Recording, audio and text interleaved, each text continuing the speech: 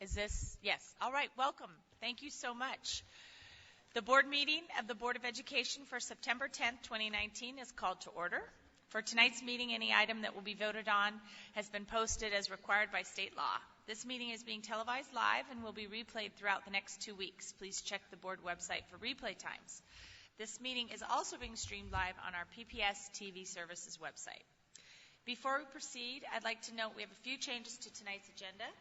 We will vote on the business agenda following the superintendent's report so that staff who are asked to stay to answer questions do not have to stay late. Also, we will postpone adopting the amendment to the Bond Accountability Charter until the next board meeting. Staff is working on a series of revisions, primarily to the ethics appendix of the charter, but also that will bring the proposed charter into alignment with other existing structures. We will all receive the revised version with plenty of time for questions and comments prior to our board discussion and vote. Director Brim Edwards is with us tonight and will be joining us at the dais shortly. Tonight it is our absolute pleasure to be holding the first board meeting of the school year in Grant High School's beautiful auditorium. We had an opportunity to share dinner with a few students and hear about their experiences here in this beautiful new school. Thank you for your time, all of you. To open tonight's meeting, I'd like to invite Ani Tate and Jackson Wolf, co-presidents of Grant's Native Student Union, up to provide the acknowledgement of the traditional native lands on which we stand. Thank you so much, Ani and Jackson.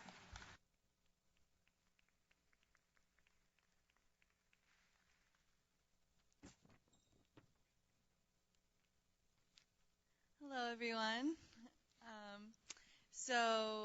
I want to give credit to Paul Lumley, the director of NAEA, who wrote this land acknowledgement. Indigenous people have obviously lived here in the past. The Portland metropolitan area is vast and includes modern-day cities such as Portland, Vancouver, and many others. It covers both sides of the Columbia River and both sides of the Willamette River, spanning into surrounding counties such as Clackamas, Columbia, Multnomah, Washington, Yamhill, Clark, and Skamania. In this broad area, there were numerous tribes, people, and villages that honored the abundance that the lands offered. We honor their history and acknowledge the sacrifices they made. In the metropolitan area, the tribes are Multnomah, Wasco, Cowlitz, Cathlamet, Clackamas, Chinook, Tualatin, Kalapuya, Molalla, and many other tribes who made their homes along the Columbia and Willamette rivers. Let us also acknowledge the robust present-day federally recognized tribes of this area, the Grand Ronde, Siletz, and Cowlitz. In addition, I would like to acknowledge the Chinook Nation, who has been seeking federal recognition for many years. The urban Indian community is made up of tribal diversity that originates from around the country, representing at least 380 tribes. The urban Indian community has a vivid history, made up of people whose journeys have brought them to Portland by ways of forced displacement or seeking more opportunities. Today, these tribes and communities celebrate their heritage, showing resilience and tenacity that would be greatly admired by their ancestors. Thank you. Thank you very much. I would like to invite Grant High School Principal Carol Campbell up to say a few words about the start of the school year, and introduce some students who will share what's special to them about Grant High. And I'd like to just take a moment to thank Principal Campbell for all of her extra duty and incredible work in helping to bring this new building to fruition. And Principal Campbell is legendary for her attention to detail. She doesn't like to be honored like this, but she was really such a wonderful superintendent, operating from the educational realm and really making sure that the build of the school reflected what the students and teachers would need. So you were just a huge asset to that process, and we really appreciate it. Thank you. It's a pleasure to be here and welcome everybody. We've been welcoming a lot of people over the last couple of weeks, and there was nothing more exciting in my entire educational career of 35 years to open up this building on the first day for students. It was overwhelming joy, overwhelming excitement to our whole community to be back here in Northeast Portland. I want to invite Santiago, Ruby, and Zach up here. We've got several students here tonight who had dinner with board members and shared some of the things about being back in this new space. I wanted to introduce Zach because 6 years ago, I was going around to elementary and middle schools and talking to parents about us going to Marshall for 2 years. Some of you may have been at those meetings maybe, but it was really it was hard to imagine like what that was going to be like. Zach was in 4th grade, and we had an open house at Marshall so people could come in and see the campus and ride TriMet because their 4th graders were going to be freshmen at Marshall, at the Marshall campus. And Zach came out to Marshall with his parents and walked around and then sent me an email and asked me if he could be part of the planning for the modernization of Grant High School. He was a 4th grader. He is a sophomore now. So he has been involved in this as long as I have. So the other person in the building that's known about this project 6 years ago is Zach Olson. He's a little shy, but I would like him to say just a few words about what he likes about this building, and then just pass the mic down to Ruby and Santiago. Yeah, well, it's truly been incredible to see how being on the design team, and then getting to come to this new school and see really what's come of this. It's very, very incredible, and it's wonderful. Thank you.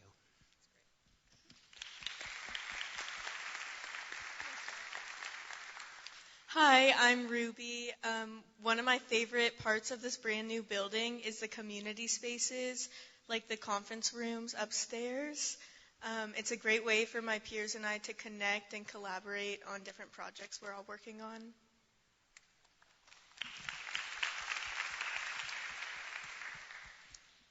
Hi, I'm Santiago. I'm a junior here, and what I like about this school is I like all this natural light that we can see here. We don't have a lot of lights on. We just looking around here, a lot of light. I also like the auditorium and the gym. Like just being in this part of the building is amazing. It's just so nice, and school's really nice.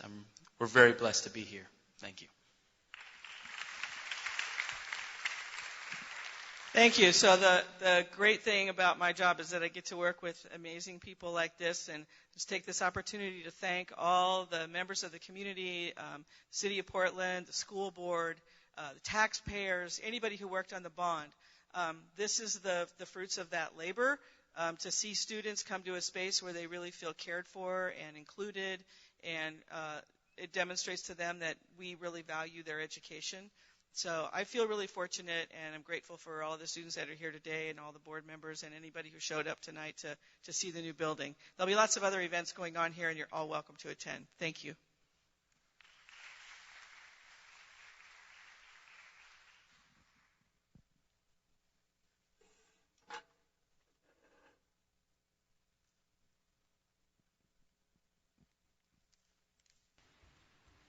All right, thank you very much. Superintendent Guerrero, would you like to share your... Oh, excuse me, I'm sorry. We're going to head with our student comment for this evening. Ms. Bradshaw, my first time saying your new name. Do we have any student comment? Yes. Iris Hodge and Jeannie... Oh, no, I'm sorry. That's a public comment. Shirley Orneas Ruiz and Thomas Bodmer.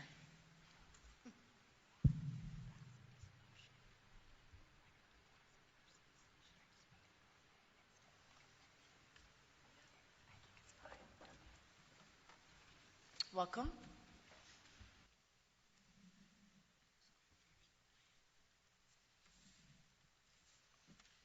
Hello. My name is Shirley Ornelas Ruiz, and I am a proud 2019 graduate of Mount Scott Learning Center. And I want to thank the board and Superintendent Guerrero for supporting contracted community-based schools like Mount Scott Learning Center. Can I ask you to speak up just a little bit, please? I'd like to share a little bit about my story. I have 6 siblings, and as early as middle school, I would always have to take care of them after school and make sure they were okay. My mom worked very hard to provide for us, but it was important for me to always be there for my family. Although my family was not able to graduate high school, she always stressed the importance of going to school and having hopes and dreams. Anxiety and depressions were big obstacles in my life growing up. Having to take care of my siblings and put them first all the time contributed a lot of my anxiety and depression. I didn't take care of myself, and by the time I entered high school, I was a total mess and wasn't even thinking about graduating. I was going down the wrong path and starting to not care about school. I was completely off track. I heard about Mount Scott Learning Center through my brother who graduated from there in 2015. The school had really helped him, so I decided to give it a try. From the moment I walked in the doors at Mount Scott, it felt very welcoming and supportive. The staff provided me with so much care and appreciation. They greeted me and the other students each day and put us in a positive mood to learn. They were constantly checking up on me and were willing to give me a chance to just let my feelings out without getting judged or pushed away. I no longer felt like I didn't matter. Math had always been a struggle for me, but when I came to Mount Scott, the teachers taught me in a way I couldn't understand and were really patient with me. I had never really got a passing grade for math, but eventually started receiving all A's. With the support I received at Mount Scott, I learned to love myself and to keep going no matter what obstacles come into my life. This past June, I graduated from Mount Scott a year early with a 4-year scholarship to Portland State University. This would not have happened for me at any other public high school. I'm starting in the pre-nursing program at PSU later this month, and I'm a part of the Ganas program, which provides mentoring and support to new first-generation Latino students at Portland State. My goal is to graduate in 4 years and move on to OHSU and to be a role model for my younger siblings to show them that they can also be successful. In closing, I want to thank you again for having options like Mount Scott Learning Center. These options are keeping hopes and dreams alive for hundreds of PPS students each year. Mount Scott has definitely kept them alive for me. Thank you. Thank you so much. Congratulations on your future plans. Hello, my name is Thomas Bodmer, and I'm an extremely proud student at Mount Scott Learning Center. This is my senior year, and like most of my classmates, I previously started attending PPS High School, and I'm here to share a little bit of my story in support of Mount Scott and the other contracted option schools. The differences between my freshman year at my previous school and now at Mount Scott are staggering. I started my freshman year struggling at Franklin with a number of issues at home, including neglect and abuse like most other students. And I also made the decision to come out as transgender and identify as male. All of these issues made it extremely difficult at times to focus on schoolwork. It led me to think that I would never succeed in any school system. In a big high school with close to 2,000 students, it was almost impossible to get one-on-one from a teacher unless it was after hours with 40 other kids also needing help just like me. In a span of 2 months, I switched between 4 different school counselors. People would only respect my pronouns when I corrected them, and work would only get done if it was rushed and not even partially right. With straight A's in every straight F's in every class, it was clear that there was no way I could bounce back while juggling everything else that was going on. It got to the point that I pretty much gave up because no one was going to help me with the issues that I was having at school and at home. I took it upon myself to look for another school option where I could get the help that I needed, and luckily I discovered Mount Scott Learning Center, and it was the perfect fit for me. At Mount Scott, I was immediately greeted with kindness and understanding. The personal attention given by the staff allowed me to focus on schoolwork, pushed aside, and, other struggles at my previous school. In the midst of one of the most challenging times in difficult moments in my life, Mount Scott became something for me to look forward to every day. At Mount Scott, I was not only seen, but I was heard. All those previous F's eventually turned to passing grades, and I began experiencing success in high school for the first time. Now, if I remain focused and determined, I can graduate on time at the end of the school year. This is something I never thought was possible until I started attending Mount Scott Learning Center. Last year, the PPS Deputy Superintendent and Chief of Schools visited Mount Scott and met with me and a small group of students. We were asked what PPS can be doing at its large traditional high schools to help make sure students like us didn't transfer to small contracted schools like Mount Scott. The answer is you really can't duplicate what Mount Scott has at a large traditional high school. We need the smallness and the uniqueness, the community, and the personalized learning environment that schools like provide.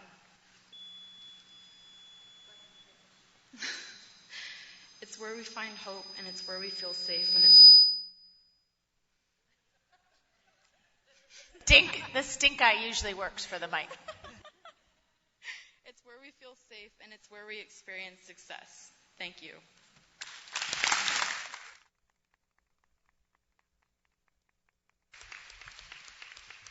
I just want to thank you both for sharing your stories and being so candid and open. I also graduated from an alternative high school, and I think it saved my life in a lot of ways. And I'm really proud of you for being the first in your family to finish high school and go to college. And I know you'll do well too. Thanks.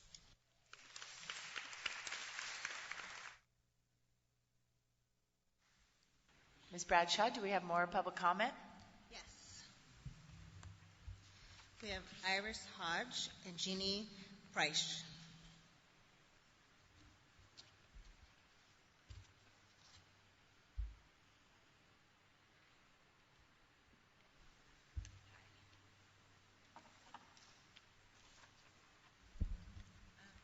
Good evening.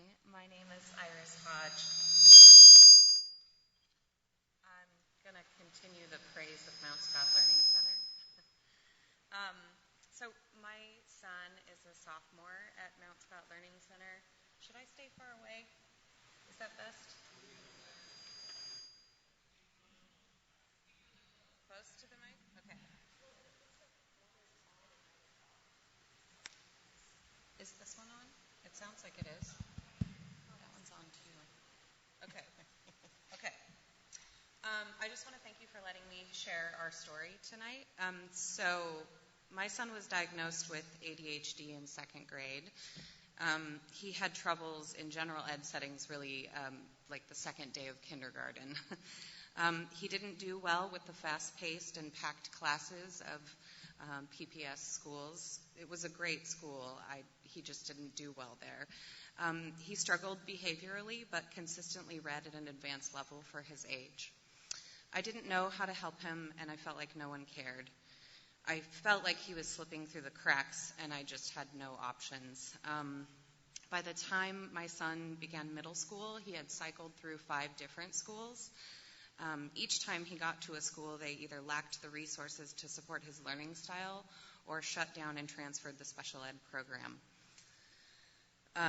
separating him from whatever friends he might have made. He absolutely hated school, which is heartbreaking from a mother's perspective. He believed he was a failure and thought that the system was built to make him feel bad. I know, it kills me. As high school approached, we heard about Mount Scott Learning Center and decided to take a tour. The class sizes are small, and the kids are treated like important parts of their own education. My husband and I were overjoyed. When my son started last year at Mount Scott, he was rightfully concerned, but immediately he reported how awesome the teachers and staff were and how for the first time ever he liked school.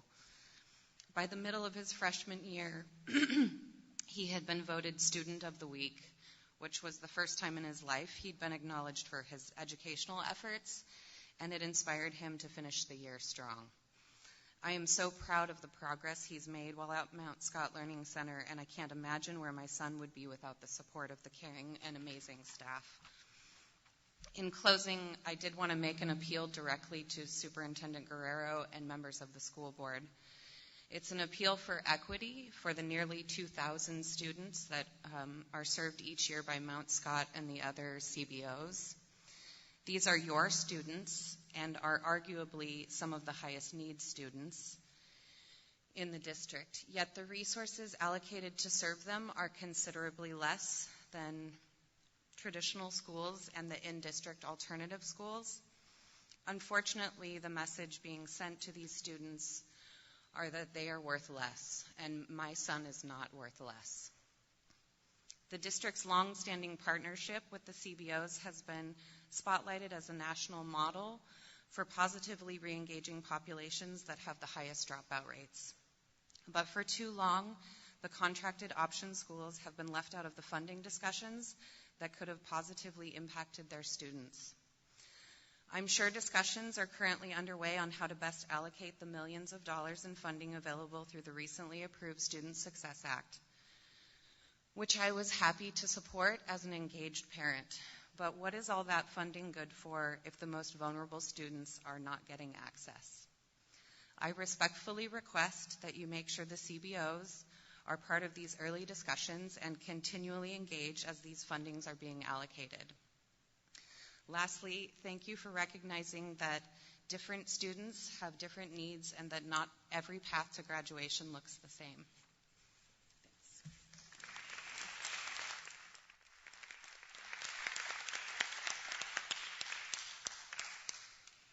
My name is Jeannie Preisch, and I am a parent of a fourth grader at Rose City Park Elementary School.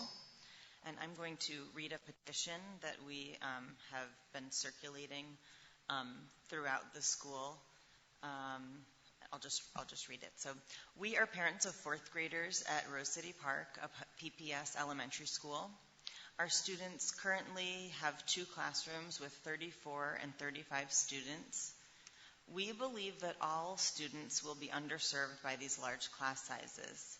The PPS PAT, that's the Portland Association of Teachers, that contract spells out class size goals at every grade level, with 28 students as being the threshold number for fourth grade.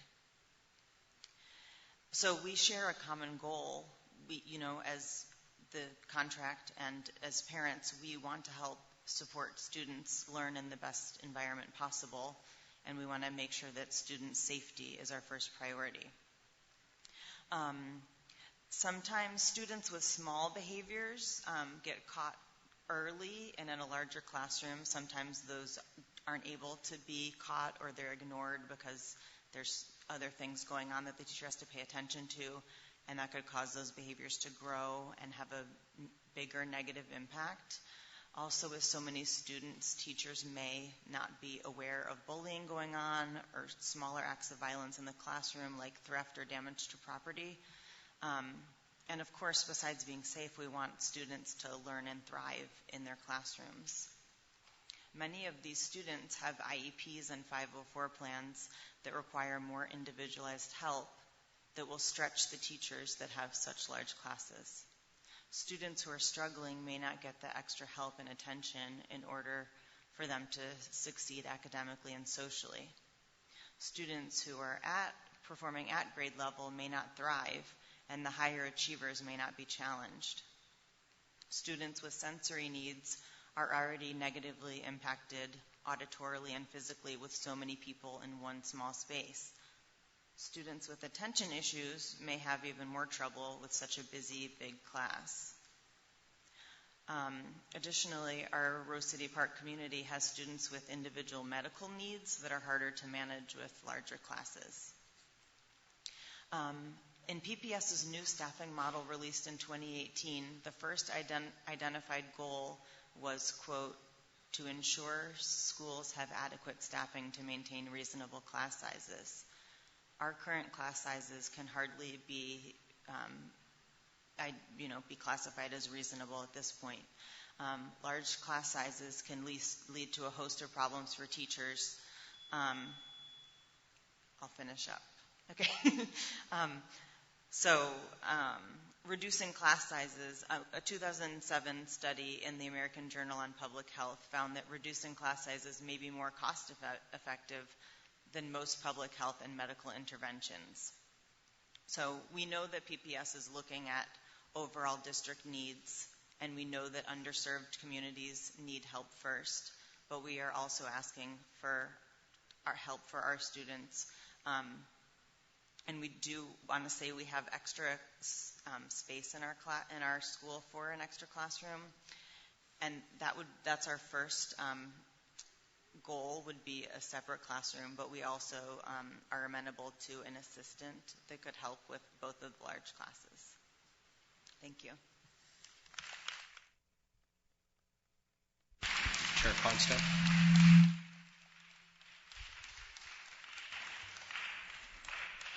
To our last public comment speaker, could I just have Deputy Superintendent Craig Cuellar raise your hand?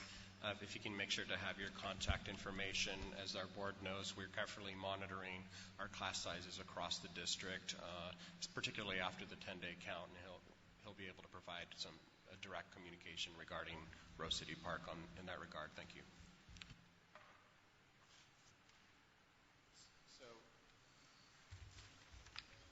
We are acoustically challenged tonight because neither of us had any idea what you just said. I just wanted to make sure our last public speaker had our deputy's contact information so we could keep her up to date on our monitoring of class sizes.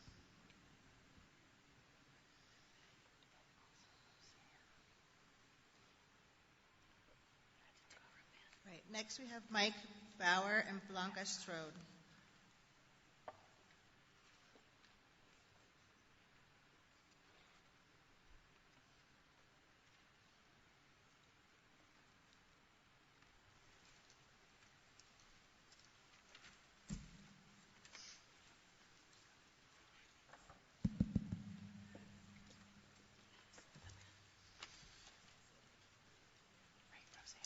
The state of our climate at Cleveland High School. What color is my face? Pink? Pink because I'm a little nervous delivering this message to you. Green? Green with envy standing in this beautiful new school. Or is it red? Red with heat and frustration given that me and my students are working in temperatures exceeding 85 degrees in spite of the cooling weather. Good evening, school board members. My name is Mike Bauer, and I'm here on behalf of the 100 educators and 1,600 students at Cleveland High School. I'm here this evening to make you all aware of the deplorable environment in which we work, and I'm here this evening to ask for action. Inaction is not acceptable. First, the facts. Cleveland High School is more than 100 years old, so the temperature is extremely inconsistent throughout the building. Many days, the temperatures in the main building is at least 10 degrees difference from the East Wing.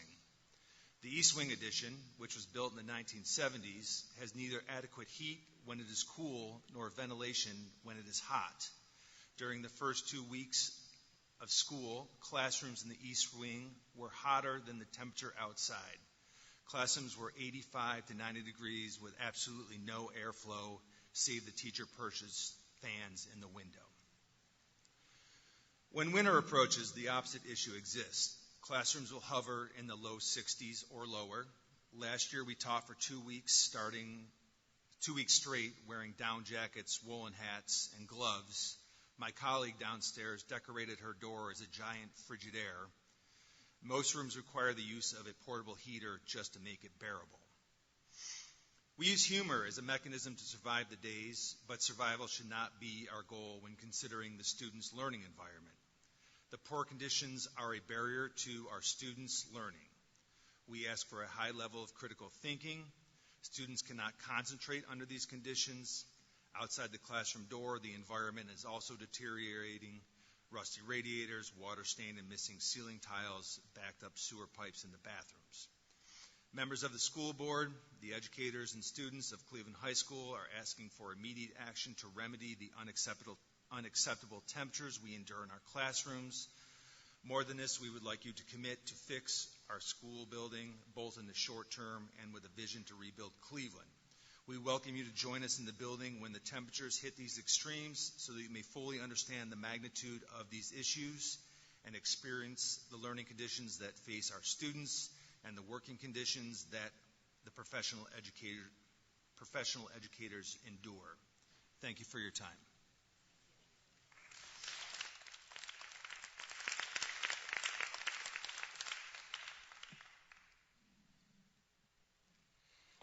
Good evening, everyone. My name is Blanca Strode, and I am the 5th grade Spanish immersion teacher at Atkinson Elementary. I am here today to speak in support of my coworker, my friend, and my sister, Maestra Strode, Maestra MacArthur, and her daughter, Miss Kaylee MacArthur. In my 4 years working for Portland Public Schools and my 15 years working for Beaverton School District, I have never seen a more dedicated educator than her. In her 21 years of service to PPS, Maestra MacArthur has done everything possible to ensure that her students get the best education possible. For this reason, I was devastated when I learned that her daughter, Kaylee, has been excluded from attending Franklin School with her cohort. I cannot comprehend how little appreciation and gratitude has been given to someone who has been a positive role model for hundreds of PPS students and families. Let me tell you, this is not simply a case of a family not getting what they wish for. This is a situation that involves a life-threatening medical situation. Maestra MacArthur has had multiple brain aneurysms that have forced her to take medical leave in the past. Unfortunately, Maestra MacArthur is currently dealing with extremely medical issues. However, in such a difficult time, a time of uncertainty and stress, Maestra MacArthur did not have the time to be selfish. Even when she was not sure she was going to survive her brain surgery, she was worried and thinking about her students and their families. So please, help me understand why a family who has been dedicated to the Spanish immersion program for over 21 years has been told that they are no longer welcome. Why would you let Kaylee be part of the immersion cohort for 9 years and then exclude her? Why our parents are asked to sign an agreement or commitment to the immersion program when clearly PBS does not have the intention to honor this commitment? It seems to me that PBS is asking something of a parent that they cannot reciprocate. To make matters worse, the MacArthur family discovered that their neighborhood school with the Beaverton School District would not honor many Kaylee's academic credits in math and world language, sending her back an entire year in math and 4 years in world language. As a result, her self-esteem is completely destroyed. Today, Kaylee has been clinically diagnosed with depression, and it is completely heartbroken. Why do people like this are allowed to destroy a child's dream? Are enrollment numbers more important than a child's life? I'm begging those in charge to reconsider the decision. Though there has already been significant damage done to Kaylee's self-esteem and development, there's still time to make amends. Please allow Kaylee to attend Franklin High School. Please end her unnecessary suffering. Please return consistency and stability to Kaylee's life so she can continue to develop a healthy cultural identity rooted in community. Please allow Maestra MacArthur to have her children close close to her so that when the emergency comes, her children can be with her. Please respect her years of service and dedication to the immersion program. By resending your rejection letter, please do the right thing. Gracias.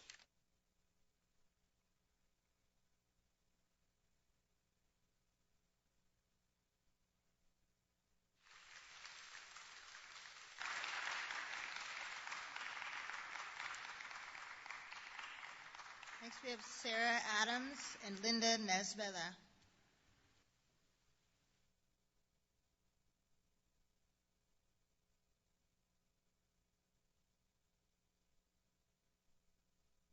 Good evening, members of the board. My name is, Sarah Adams. I'm a parent to 2 children in the Spanish immersion Franklin cluster, and I'm here as well to speak in opposition to PPS's rejection of Kaylee MacArthur Jimenez's interdistrict transfer request. Having been an executive director for the last 3 years, I can certainly understand and appreciate limitations on space and capacity in both space. Limitations on capacity in both space and service. However, Kaylee's situation is unique. She is not asking to suddenly come into this Franklin community with 0 ties. She is merely asking to remain in the same community of students and teachers that she has known for the last 9 years since first grade. When we accepted our student's position in the immersion program, our family made an express commitment to PPS to stay within the program through the 12th grade. My family and the broader community understood this to be a mutual promise. By rejecting Kaylee's request, you have broken that promise to this community, this family, and most disappointingly, to this student. Not surprisingly, this broken promise is negatively impacting the mental and emotional health of Kaylee. Adolescence is hard enough without being uprooted from your community by arbitrary decisions that fail to take into account all the circumstances in this situation. This impact will likely have ripple effects for years on this student to come that you committed to 9 years ago. And finally, from a retention perspective, I would like to note that Kaylee's mother, Maestra MacArthur, is one of the most dedicated and professional teachers that I have gotten to know. She has dedicated more than 20 years to PPS, and I think it's fair to say that part of why she has stayed this long is because her child has been enrolled in the immersion program within PPS.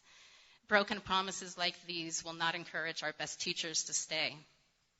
So I implore PPS to honor its commitment to Kaylee, to her classroom, and the entire dual language immersion community by giving her back her rightful seat in the classroom. And so that you can see I'm not alone in these sentiments, I ask the rest of our supporters to also stand. Thank you.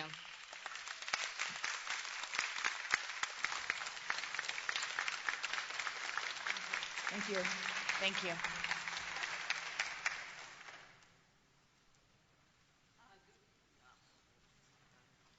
Okay, there we go. Good evening. My testimony tonight is directed towards the superintendent. I attempted to reach out to you on several occasions to discuss discrimination against students of color. On all occasions, you did not respond. The decision to me is completely yours, and I have no choice but to respect it. However, the excuse on why you won't meet with me, given by your legal counsel, that I don't have kids in the district, is flawed. It is this kind of closed-minded thinking that hurts all of our schools. Yes, I'm a Beaverton parent, and no, I don't have kids in this district, but I deeply care about the success of all of our kids in schools. And I firmly believe that there's no place in Oregon where educational opportunities should be limited on the basis of skin color and zip codes. Furthermore, you are failing to see the power that comes between districts and how between collaboration between districts and how these partnerships have a direct positive impact on kids, staff, and communities. Second, as you are aware, we are preparing to file a class action discrimination lawsuit to seek resolution and federal court oversight of this district. You and I both know this will take time, but the disparities and kids dropping out is happening right now. It is for this reason I am partnering up with schools and Portland Public to get much-needed resources to these students and staff now. It has been reported that you may be discouraging staff involvement with me. While I did not hear you say it, and I'm considering this to be hearsay, I would like to get ahead of this if you are indeed doing it or plan to. Unfortunately, other superintendents have used this tactic before, but I plan and organize accordingly. So you can throw whatever roadblock you would like. But just so you know, I will go through everyone because our increase in community involvement, partnerships, programs, student and staff support can mean the difference between a child graduating or dropping out. And when you deprive our kids of this, you aren't just taking away quality education, you are taking away their futures. Thank you for your time. Thank you.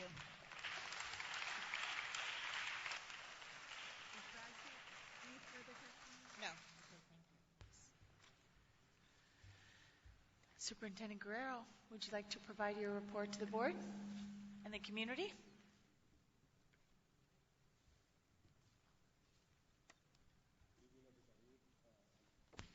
Good evening, everybody. Buenas tardes. It's nice to be here at Grant High School. We're off to a terrific start this school year. I'm very pleased to say that the first day and week of school has been, by all accounts, one of the smoothest in recent memory. I think we've heard a lot of testimony regarding that, particularly from our school leaders. Many thanks to everyone, because that's only possible from the work that our teachers and school administrators, our bus drivers, our nutrition services staff, central office support staff, and everyone who showed up in a big way for our students so that they would have a positive start to the 1920 school year. And one of the schools I was able to visit that first day was starting here at the newly modernized Grant High School. And I am going to spend a couple minutes gushing a little bit further about the campus that we're sitting in here tonight, because yes, every one of our schools and our students deserve to be in a safe, healthy, modernized high school. We were here early on that first day to welcome the media, given a lot of interest in the reopening of this fabulous campus. Some of you also noticed I had the privilege of breaking in the beautiful new basketball gym just down the hall as well. And this past Saturday, once students had had a week or so to settle in here at the school, we welcomed the broader school community. And what a fantastic showing it was at the grand reopening this past weekend, with over 1,000 guests who were estimated to have been in attendance. It was a powerful reminder both of how many people it takes to make something like this happen and how many students and educators this school community has impacted, both in the past, the present, and in future generations. The ceremony included a number of student performances, including the Grant High School Band and the choir, the Royal Blues. Thank you for your performances. Thank you to Director Bailey, our Grant High School student leaders, and to Principal Campbell, who each articulated what Grant's modernization means from their own important perspectives. Among our speakers were the elected officials, whose leadership and partnership are crucial as we continue on this journey to bring every PPS student a learning environment like we see here at Grant. My thanks to Congressman Blumenauer, Mayor Wheeler, Chair Kafori, who of course demonstrated her Grant School spirit on this day. As we shared in our remarks, we are incredibly fortunate to have the support of our broader community as we physically transform our school system. And for those who were unable to be present at the ceremony this past Saturday, we have just a short video to recap the Grant reopening to give you a sense of the experience.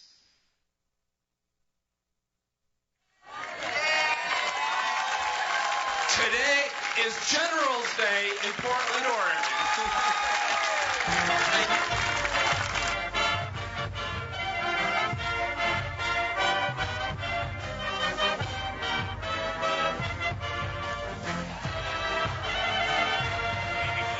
That's my dad, senior class president, 1945. But today really represents an important milestone for not just the Portland Public Schools, but also our city. It's a great day for the Generals, and it's a beautiful building that we've got here, and already the students are moved in and taking advantage of it.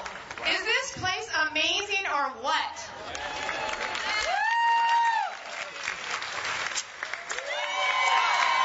Ribbon is cut.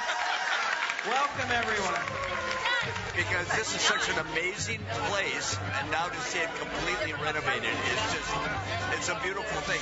I'm so proud to be part of the first graduating class who gets to experience this new campus. This building creates so many more opportunities for my peers and I to collaborate and cheer on our fellow Generals. It's modern, but it keeps some of the old. And is there anybody here that doesn't doubt that Grant High School is truly one of our great historical treasures in this community?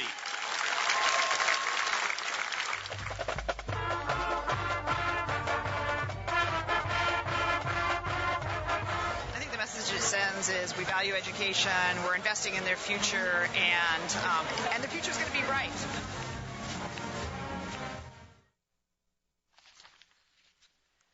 A great day to be sure, and work continues. We are in demolition mode at the Madison High School campus. We have poured the foundation at Kellogg Middle School, and we will begin work at Lincoln soon in downtown Portland. These are all important milestones, and each one is worthy of celebration. Ultimately, our students and educators benefit from these modernized teaching and learning environments. I have another big topic that I wanted to touch on tonight, which I know that the board and the broader community we're going to spend a lot more time getting into the details about, and that's the Student Success Act. A couple folks have commented on it tonight already. Work across the state and with school districts are starting to commence now in the planning and engagement phases of Oregon's new Student Success Act.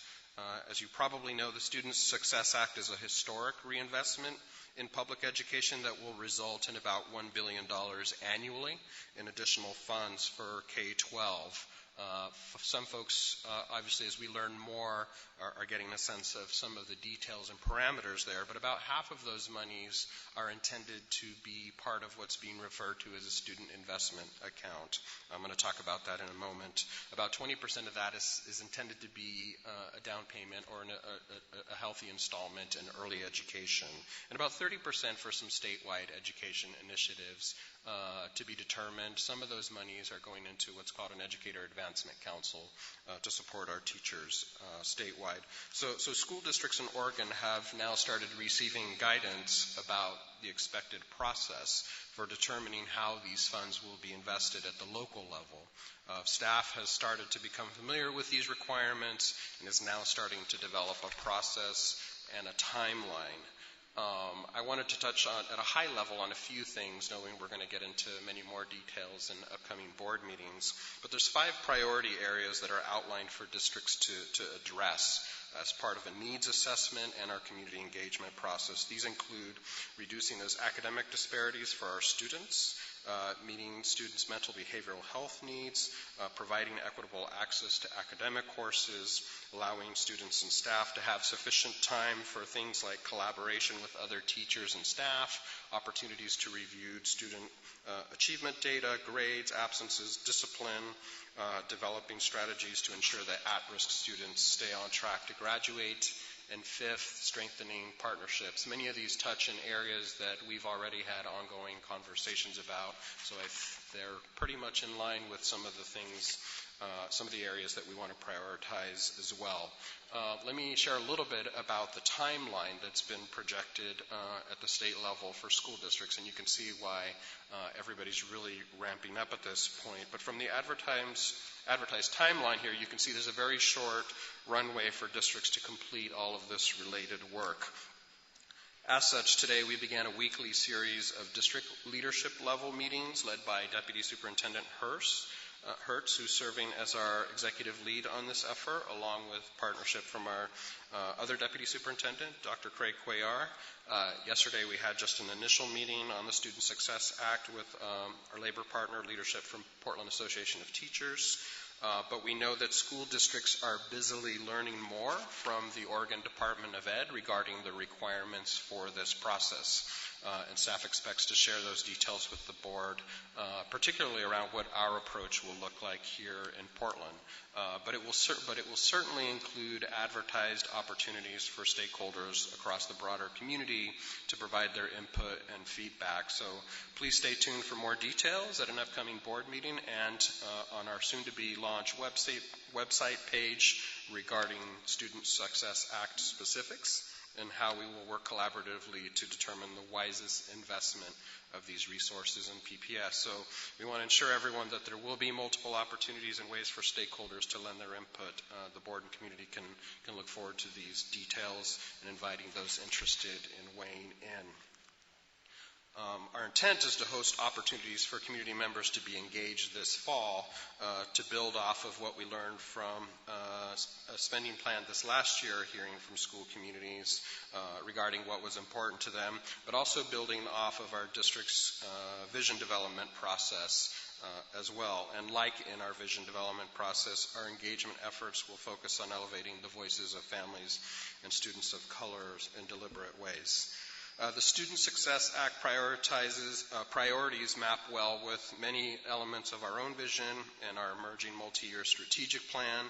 The Student Success Act should be seen as another initiative as much as a welcome, important way to fund the work that we know that we need to do, especially with the regard of reducing and ultimately eliminating opportunity gaps for our students. So we have much more work to do and to report on in the coming days and weeks.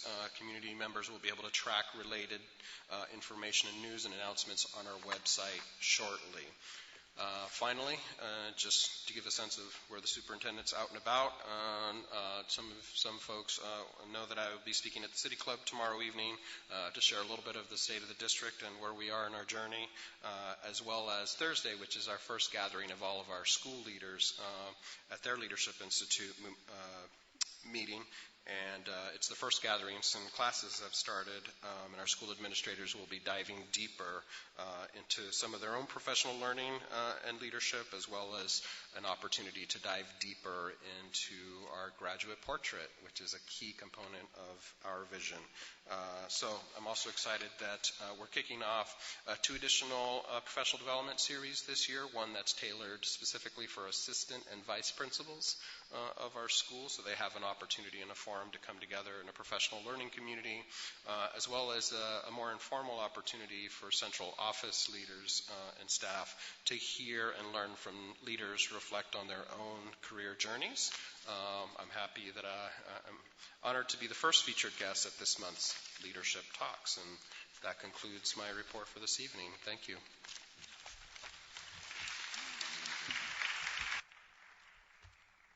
All right.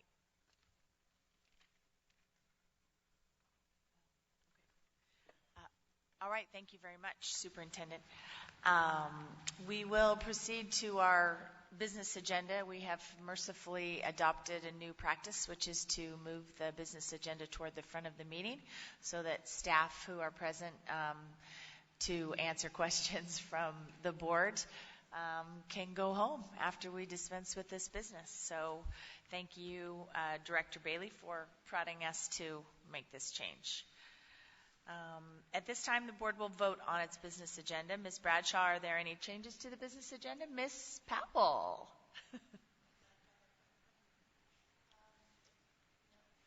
Okay. Do I have a motion and a second to adopt the business agenda?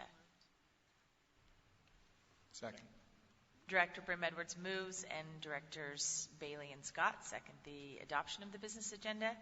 Ms. Powell, is there any public comment on the business agenda? Is there any board discussion on the business agenda? I have one note I wanted to make on the business agenda is that we have an item that concludes the discussions we've been having as a board about the board committees, how we will process our work coming up.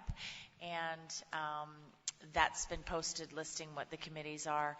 But we've also had a fair bit of discussion around creating a task force on enrollment balancing and equitable programming across our schools. So the discussion has been, when will we constitute this work? There's some staff work going on in that area now. So we just stay tuned. I think we'll be pulling that together certainly within the next 6 to 8 weeks.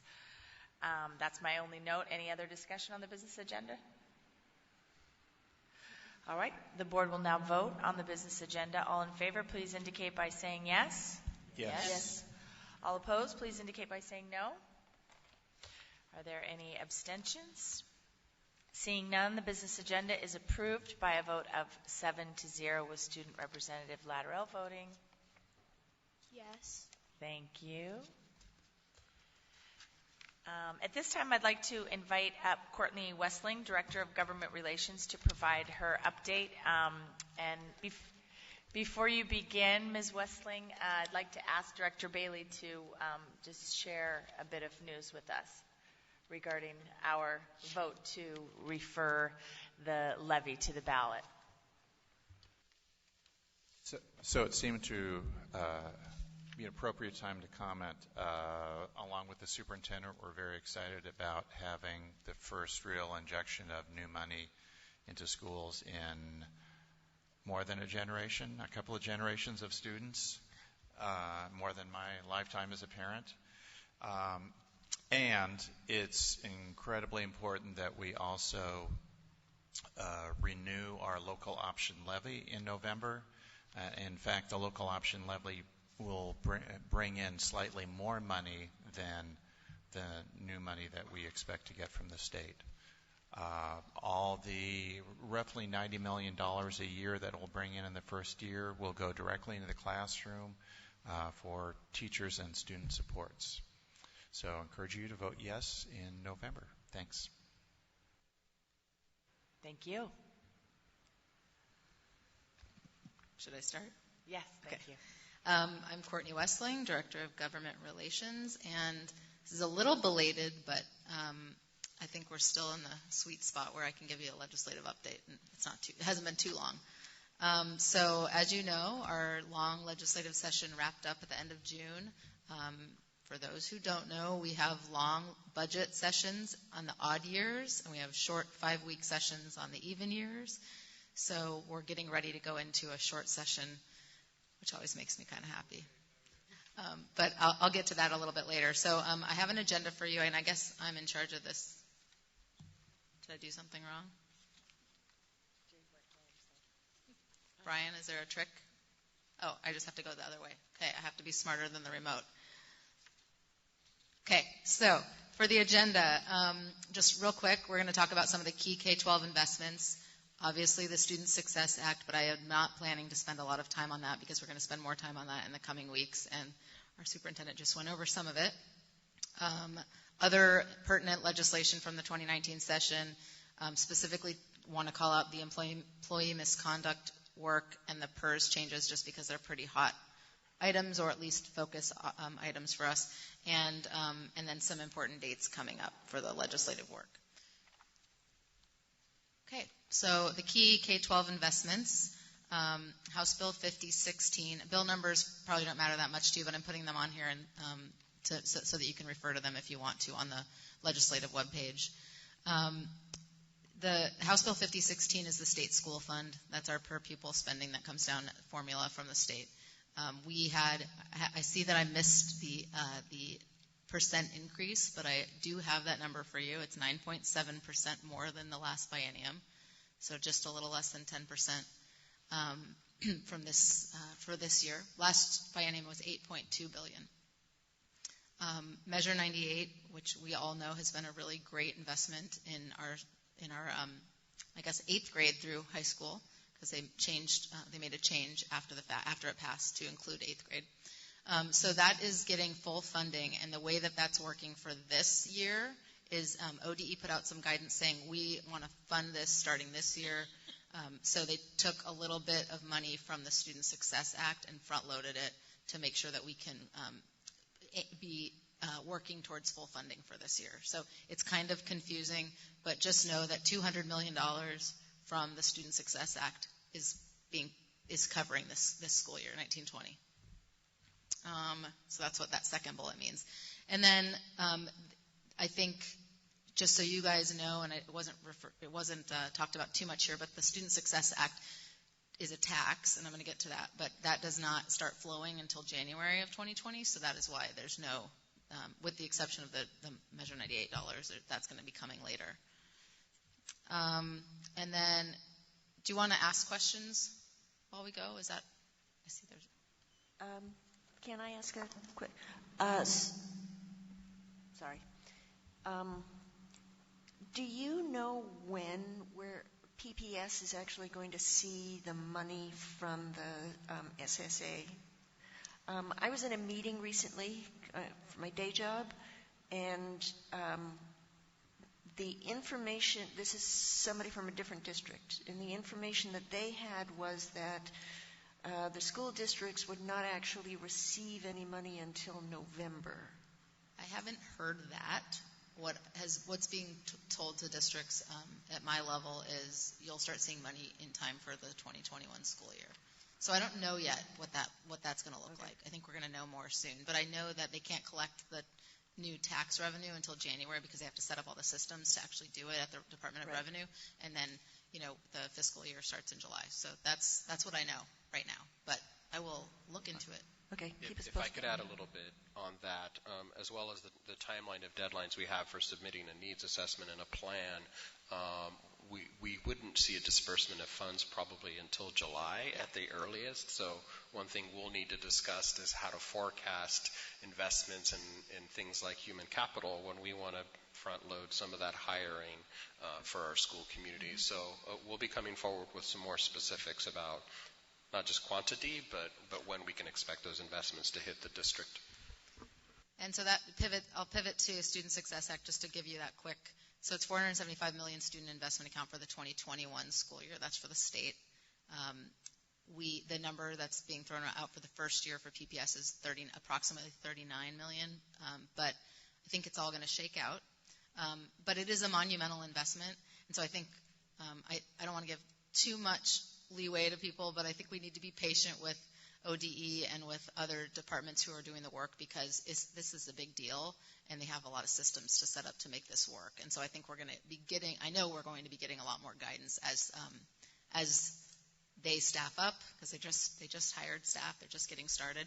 The toolkits that are being shared with the community are still in draft form, so there's a lot of tweaking happening right now, which is, can be frustrating, but it's also exciting.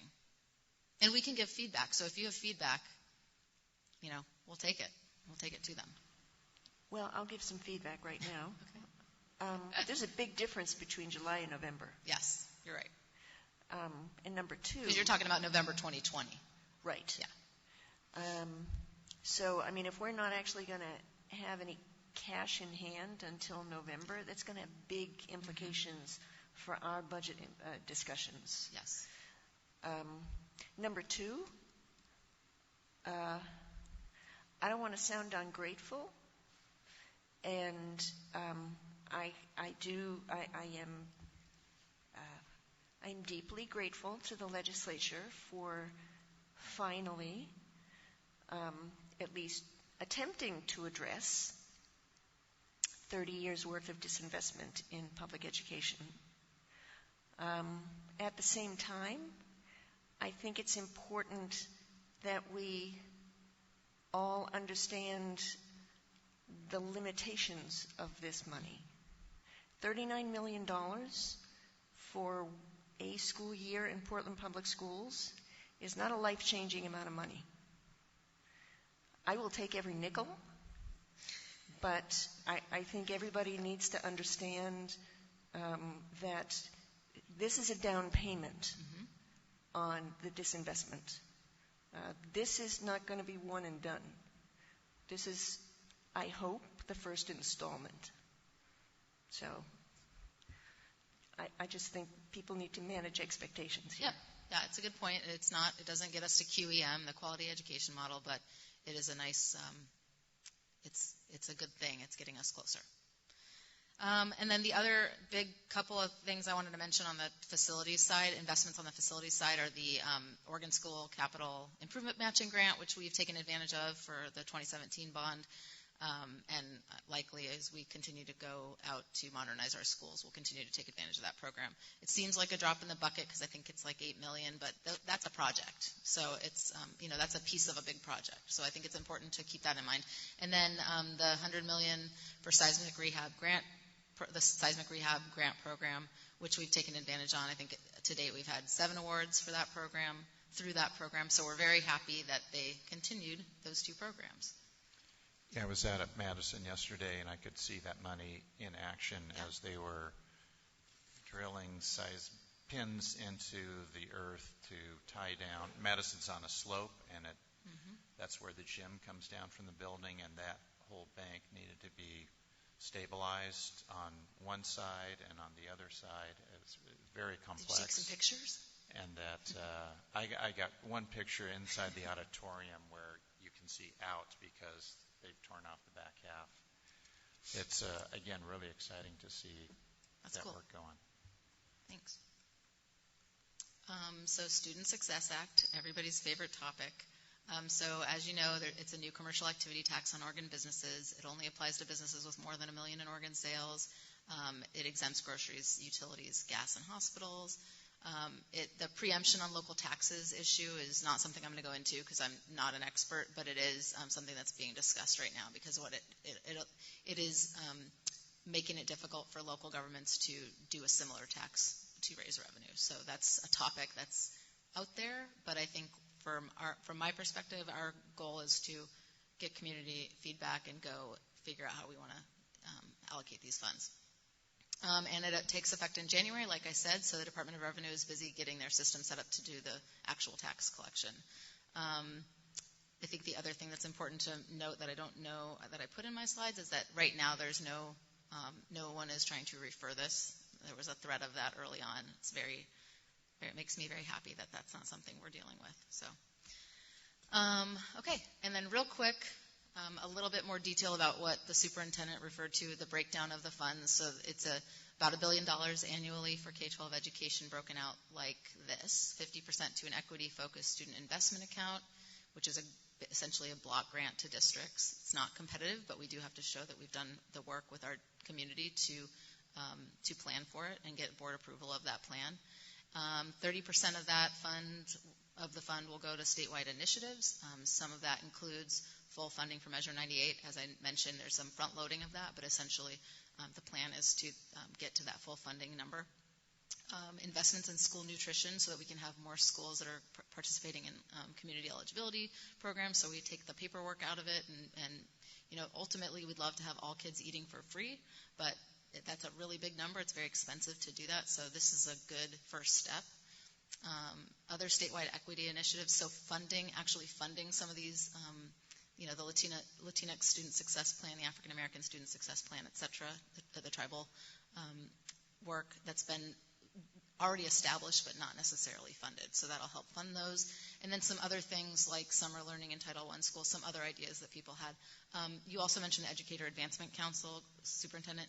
That money is part of the ODE budget, not part of this, just to clarify. You're not supposed to know all of this.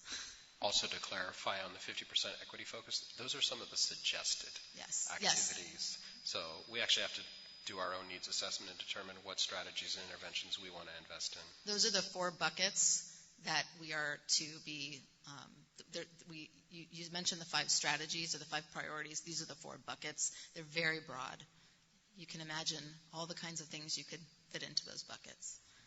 And then the 20% for early learning, that's a huge amount of money for what is, very known to be a good return on investment. We know that starting early is going to benefit our kids long term. So there's a lot more coming down through some of the pre-existing programs, but figuring out how best to map out where we're serving kids and making sure we're meeting the needs of the community on the early learning side. For everyone's benefit, would you explain what EI stands for? Oh, yeah, if I can ever remember. It's Early Intervention, Early Childhood Special Education. So if anyone's ever been referred to for services with a small kid. I in fact, had that with my toddler when he was having some gross motor delays. It was awesome. It was free. It's free for everyone, which is amazing, and it helps give parents strategies to figure out how to help their kids get there. We had a situation, not that you asked me, but I'll tell you, where we only had one visit. We got some strategies, and he was just taking his time. So sometimes it's nothing to worry about, but it's nice to have some peace of mind. So I just gave a really good plug for EIECSE. Okay. Yeah. So two things. Yeah, we used to have 20 years ago, had a much more robust early education early intervention model that saved us a ton of money, and then it got cut. But I'm just undergoing some really cognitive dissonance here around how much money we are expecting to get from the Student Success Act, because I thought it was going to be almost twice as much. So if we could get a clear written explanation for So the early numbers, the early estimates that came out from the Department of Revenue back in March when all of this was just being discussed and hadn't passed yet was 39 for a year for our district. I expect that has changed, but I haven't seen another number since then. I don't know if Claire has seen another number, but I think we... Is the revenue different than thought, or is it how it's Deputy Superintendent Hertz is on her way to help you out, Courtney. Okay, and again, I would like this in writing as well as a verbal explanation. I would like something in writing as well as a verbal explanation. Right. So part of the information sharing I talked about is as we digest it, getting really concrete about what this all means. I don't think the general public also understood that everything was going to be so pre-portioned out either, but we're certainly crunching what this is going to mean in exact dollars for us. Deputy Hertz? I'm almost afraid to talk into this thing with everyone's experience tonight. So I'm glad to know that it's behaving.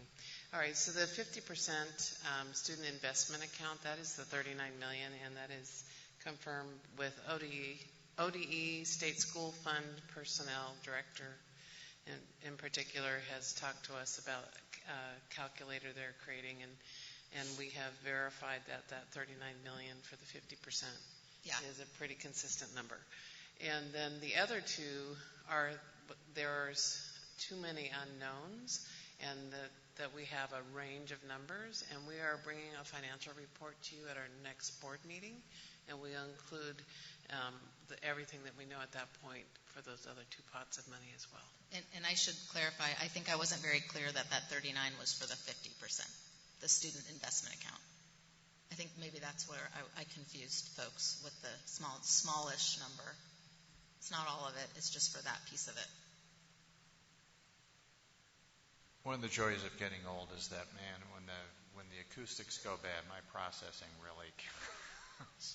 so good. I hope to. I'm glad we'll be learning more of the gory details as this comes out. We'll have a range. We won't have a promise at that point. Yeah. Thank you. We look forward to that conversation. Can I ask a question about the 30% for the statewide initiatives? Do we know what the mechanism is going to be for that 30%? Are these going to be application driven,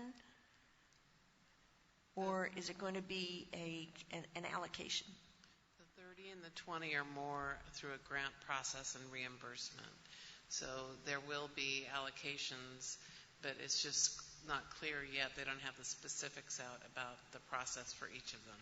They're being created right now. If they are in the process of hiring the personnel to actually do all that processing and rule writing and creating what we need to, applications that we'll need to complete. And so they've got things started, but it's not ironed out yet. It's still being run through the system so that there's clear communication to everyone about each one of those. So there's so many different pots. We just don't have information on all of them yet. Do we know when we're going to know? Pardon me? Do we know when we're going to know? I don't have a specific date. I just know how we've been told by state school fund personnel at the state level what some things to consider. So we're giving you a low range and a high range at our next meeting. But we have our ear to the ground and we're listening and continuing to hear as steps are rolled out. And you're coming to the board with our preliminary plan around our own budget planning and how we integrate these estimates on the 23rd into that process. Yeah. And any additional information that comes down between now and then, we'll make sure that it's included. Is this working? Did you have more to your presentation, Courtney? Yeah, a little bit more. Sorry, almost done. Yeah. Are you leaving the Student Success Act? Yeah. So before you leave, I guess I want to just take a moment because because I also don't think we should diminish what this is. Today, I had a briefing by the state's former state revenue officer, and this is going to be the largest shift in the state's tax code in more than a generation, probably the largest change since the institution of both the corporate income tax and the income tax. And just the mechanics of getting it in place and getting the draft rule, technical corrections made. It is going to be probably a year-long rulemaking process, but it also indicates what a significant new revenue source is of this. And I think, while we may say it's not enough to accomplish what we want for our students, I think we should recognize it is a massive investment, and $1 billion in new taxes hasn't happened along with a new mechanism in a long, long time. And I think we should, while we can acknowledge it may not be able to accomplish everything we want, that the legislature and the governor had a really significant achievement. I agree. Aside from the tax structure itself and the fact that it actually found the political will to bring it into fruition, is just the expression of value specifically around public education. And it's been a long time since we've seen that as well. Okay, I'm going to move on. So some other significant legislation from 2019, because the Student Success Act did take a lot of air out of the room, but it didn't take all of it. So the ODE budget, and I put in here mentioned previously, the state school fund budget was mentioned previously. The ODE grant and aid budget I didn't mention, and that was another bill. That gets a little less attention, but essentially that is what funds Measure 98. Our regional programs, like our Columbia Regional Program, the Educator Advancement Council. So that one also passed and was kept. Some of our, for example, regional programs was slated to be cut in the governor's budget, but they were able to keep it at current service level. So there was some good stuff. It wasn't groundbreaking news, but it was a good thing, and what was included in that bill is very helpful. The employee misconduct legislation, I'll get to that in my next slide. I'm going to start going faster because I know we have other things on the agenda, and I didn't mean for this to take quite this long, but we had PERS changes. That was also hot. Some suicide prevention bills that I think are going to fold in really nicely with the work of the Student Success Act and all the work we've been doing around behavioral health and mental health and the challenges that our students are facing these days that many of us didn't face when we were in school. There's a mandate to include Holocaust and genocide instruction in our schools, which is really exciting. That was a really cool process to watch unfold. Unfortunately, the gentleman who was leading it passed away during the winter before it happened, but it passed, and it was a really positive and happy thing. And then the paid family medical leave bill, which districts are figuring out. It's a pay into kind of thing, like workers' comp. Collective bargaining, a response to the Janus decision at the Supreme Court. That I wasn't very involved in that one, but that's got some interesting. Although it was watered down, so not a lot of big ramifications. And then the restoration of the OEB opt-out, there was talk about removing that. We were able to reinstate that before it took effect. And then I know this is a hot topic, and I didn't put the bill number down, but 3310, I know, Rita, you've brought that up. And I have a little bit more information, but not a lot, on how we conduct our school board elections. So I'm going to move real quick to employee misconduct. That was Senate Bill 155, which was a response to the Whitehurst report findings from last year. This was a long process with, felt like, a lot of stakeholders, which is good. But, when you have a lot of people at the table, it just took a long time to get it right. And I think that was a very good process. It took the recommendations from the report, which were to change the definition of sexual misconduct and then to shorten TSPC investigatory timelines. It was taking them, on average, 8 months to get through, to complete an investigation, which is too long. But it costs money to do them faster because you need more people. So we were able to tighten that down to 90 days. So they're hiring FTE at TSPC to help with that. It also the bill got even bigger. It went beyond just the Whitehurst recommendations. It also includes now a little less than $5 million over the biennium to provide resources to DHS to do, they call them closed at screening claims, where if you're calling in but you're not a familial, there's not a familial connection, they close that call at screening. They don't investigate it. That's a huge gap. So this will give resources to DHS to allow for following up on those claims.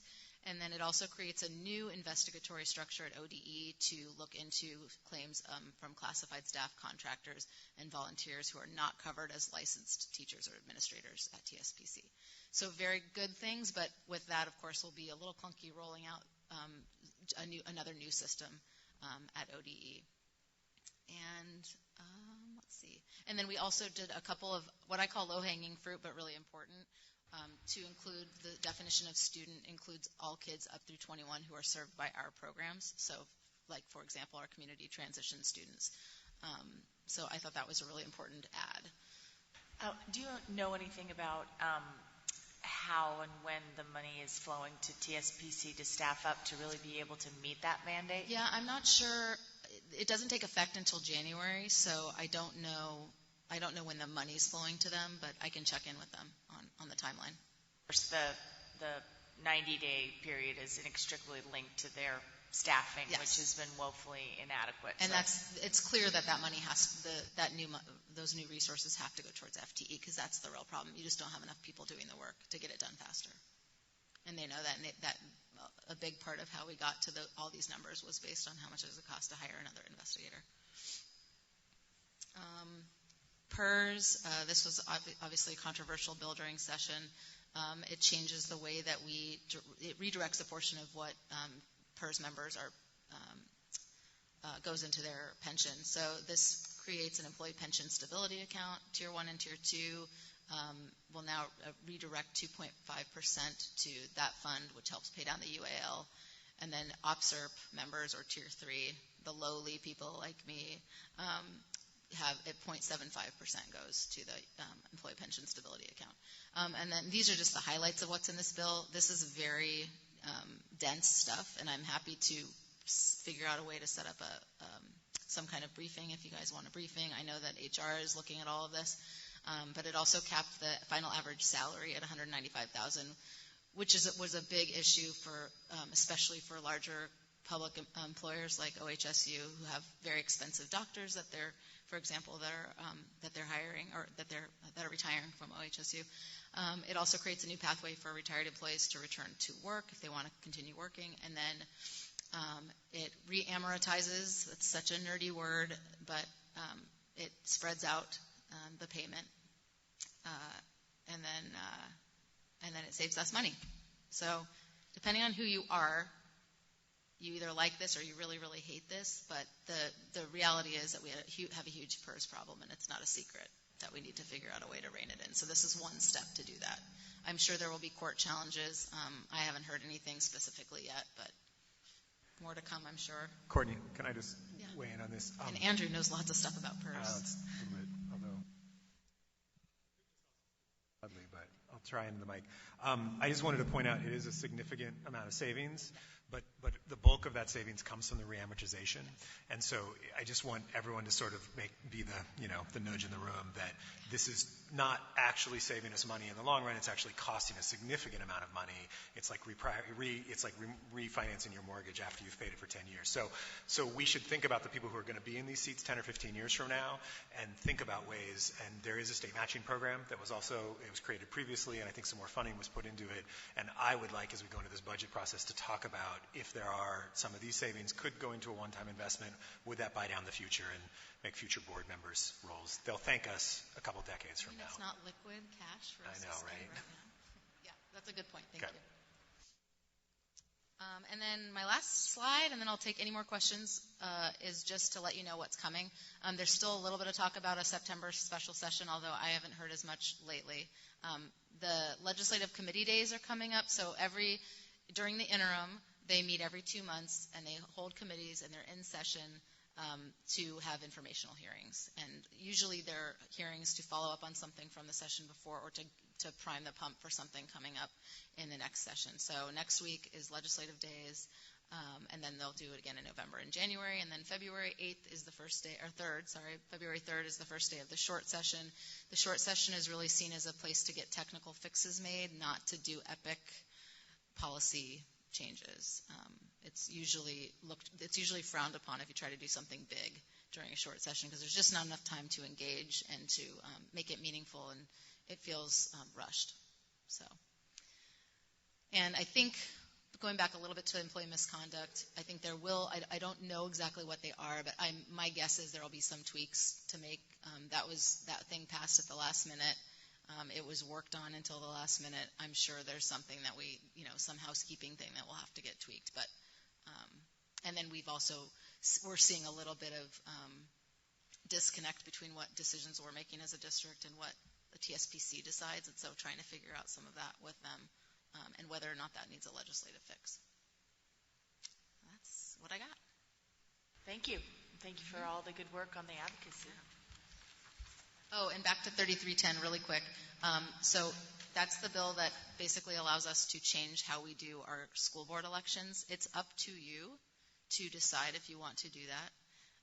It also gives those who feel like it's not a good system an opportunity to complain and sue. And I think it's a discussion that needs to happen. There's a lot outlined in the bill. It's not that long, but it's pretty long and dense. But there are steps that we would need to take as a district, as you would expect, lots of community input and public notice and public hearings to have those conversations. So I know that the Secretary of State's office will be putting out guidance. I don't know how helpful it will be. I don't know how much they were involved in this. I didn't get the sense that they were that involved. So as I get more information, I'll share it, and I'll try to put together just a few bullets on kind of what steps we would need to take to start that process. But the bottom line is that it is looking to remove barriers for underrepresented communities to have representation in school board elections. So it's calling really for analysis of what might those barriers be in your district. Mm-hmm. So just along those lines, it would be, I'm sorry, is it just the echo or just me speaking? You're good. It would be great to get a legal analysis of the bill in addition to... Actually, I think Liz is working on it. I acknowledge that she would. Great, because instead of waiting for somebody to complain, it seems like this would be a great conversation for us to have with the community. We have a mechanism now to have it, and it seems like proactively, and it may be that the system, people like the system or not, and we should have that conversation, because I think it is, we just have the system that we've always had. And sorry, I feel like I'm talking really loud. I was just saying, instead of waiting for somebody to complain about the system and that be the impetus for the discussion of us changing the way we do our elections, that it would be good for us to proactively get a legal analysis, have a conversation with the community, because we have the elections we have now because that's just the way we've always had them. And while I think it produced a perfectly fine result over the last 4 years. Especially? It doesn't mean it's the best method of moving forward. So I was just saying I think we should proactively have a conversation. I agree with you. I think my point was just that previously, before the bill, there wasn't recourse if you did feel like it wasn't the right system and you wanted to do something. There wasn't a lot you could do, and now there is. So, but I agree. I think proactive engagement on it is important. And I know Liz has it on her list of her miles-long list of things to look at. So the other thing, I just getting the Student Success Act through, and I mean, I think there was navigating both sides of the tax and how it was expenditures was a huge lift, but also getting Senate Bill 155 passed was a real win for student safety. And I know that while it's a statewide bill, that PPS played a very unique role in pushing this through. So I want to acknowledge your work, Jonathan Eames, our contract lobbyist, the Office of the General Counsel, board members who testified. It was, like I say, a groundbreaking piece of legislation, and it will have statewide impacts, but PPS really drove it, so thank you. Yeah, it was fun. We'll keep working. Thank you so much. We'll keep tracking to make sure that things get implemented and get moving. Tonight, the board will be holding a first reading on the Healthy and Substance-Free Learning Policy. In addition, we will be having a first reading, kind of a reprisal, of the professional conduct between staff and students policy. While this policy has been open for public comment following a first reading on July 16th, there have been enough changes to warrant a new first reading. As chair of the Board Policy and Governance Committee, which has considered tonight's policies, Director Brim Edwards, could you please introduce these? Thank you, Chair Constam. So both of these came from the Policy and Governance Committee, but before I do that, I want to just briefly take a moment for another committee, the Audit Committee. I wanted to, tonight we have our new Senior Internal Performance Auditor, Janice Hansen, with us, so I wanted to welcome her to PPS. It's day 2. So we don't have anything from the Audit Committee tonight, but welcome to PPS. So the two policies that we're going to have first read, I'm going to start with the professional conduct between staff and students policy, and while we're, as Chair Constam referenced, we're having a second first reading. This policy has almost been out, has been under consideration for over a year.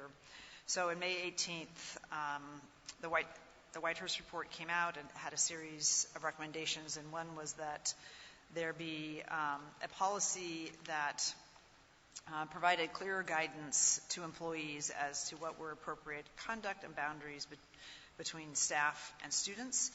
And this policy seeks to address that. The draft that everybody has, and which will be posted on the district website, is a relatively lengthy policy for us, but just at a very high level, the policy and the intent of the policy is to recognize the importance of healthy relationships in children's lives and the role adults play in modeling healthy behaviors. It also clarifies expectations for staff conduct and provides examples of healthy and unhealthy behaviors, and it reorganizes components of the policy so that it's easier to understand. So because this policy has been out under development for so long, I thought I'd just briefly describe the process. So we had a first draft. Staff basically looked around the country for some model policies, and there aren't very many good examples. So we've really spent a significant amount of time building what I believe is a model policy.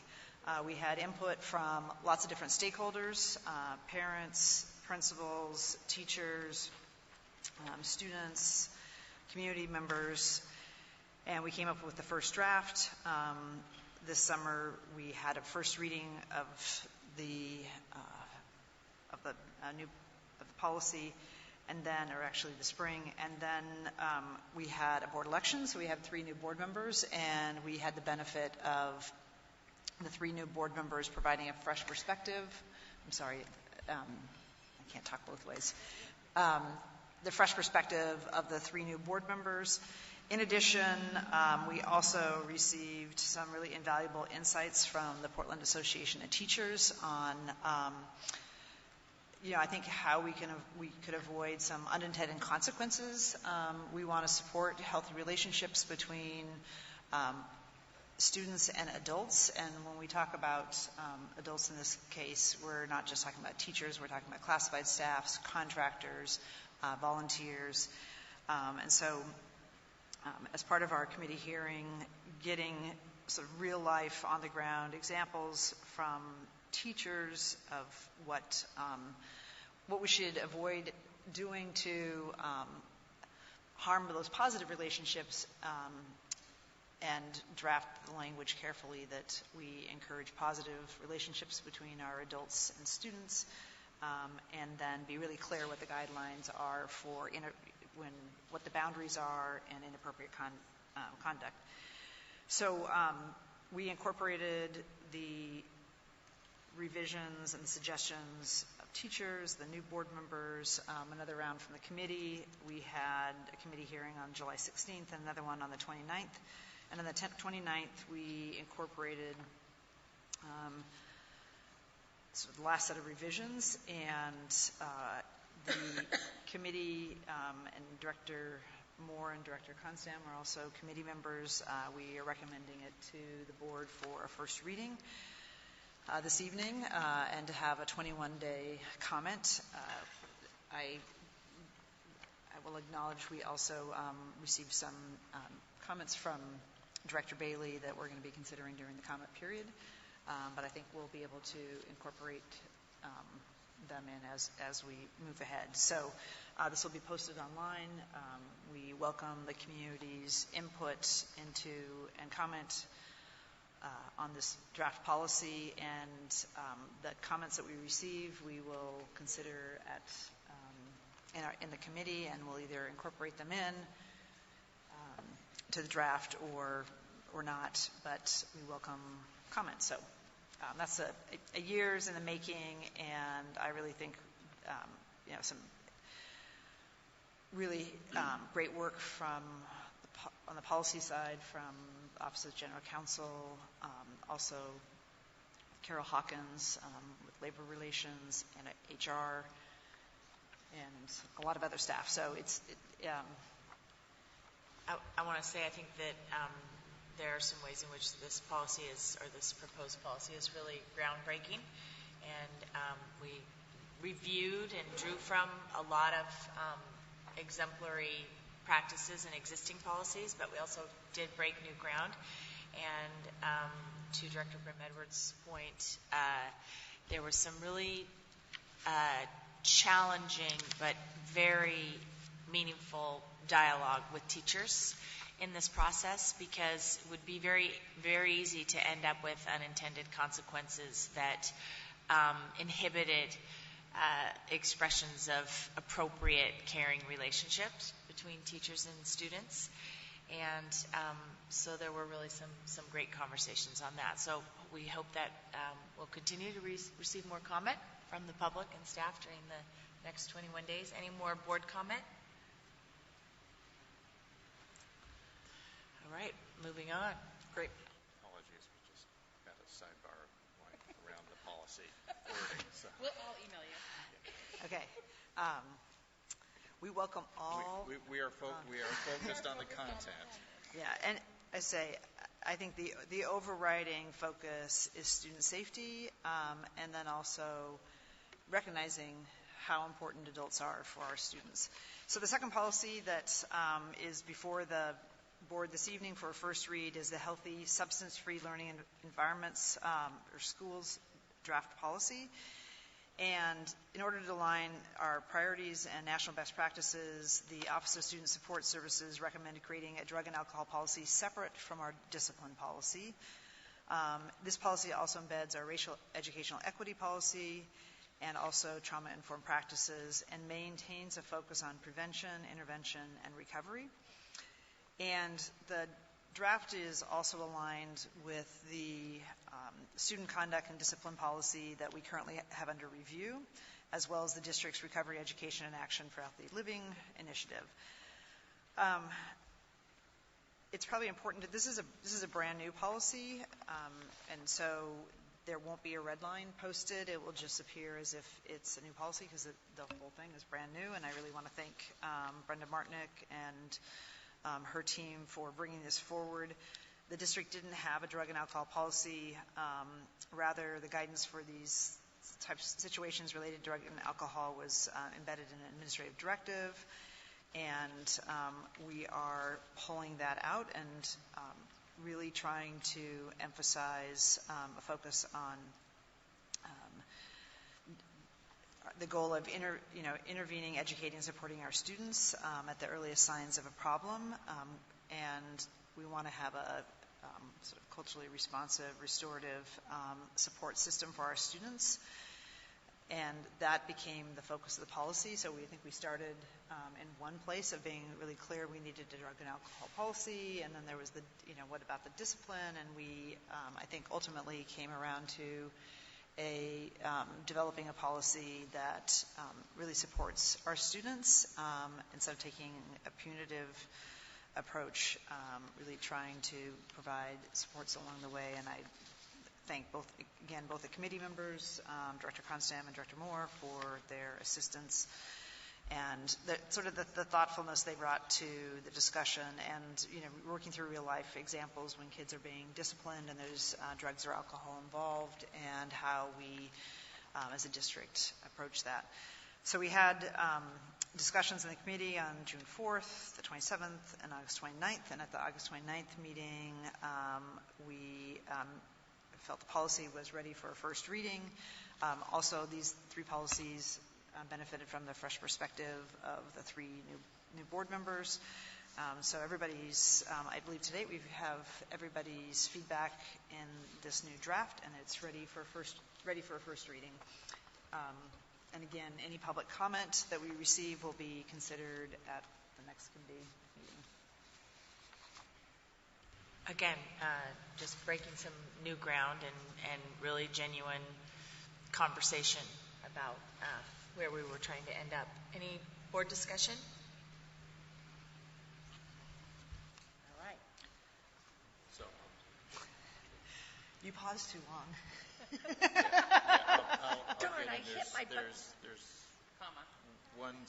The whole. Oh no, we're not doing commas. Yeah. I'll get you.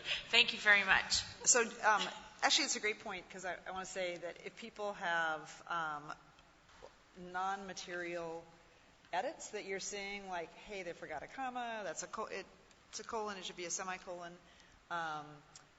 Those are things that we can make, those changes that we can make, and so please just send those, and we'll get them incorporated. Yeah, this is not non-material, but it's helping a sentence scan kind of thing. Perfect. We welcome your feedback as soon as possible, though.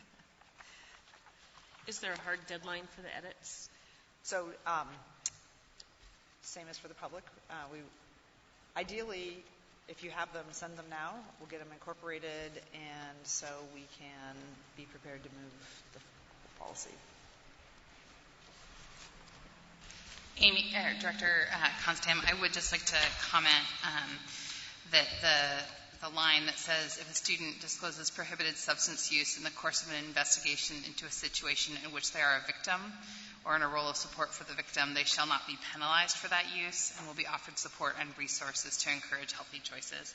And I just so appreciate the district and the people who wrote this policy protecting students in that way, and I think it really shows what you were saying, Director Brim-Edwards, about putting student safety and well-being first, and that this highlights that culture shift from punitive to really trying to do what is best for students. So I appreciate the work that you have done on this committee in that regard. I'm really glad you brought that up, because that specific piece of this policy speaks to the very constructive dialogue that we as a board have with our parent community and our student communities. That line came out of students coming forward and relaying specific incidents where that has occurred, where there hasn't been a punitive response to a student who comes forward to support a friend.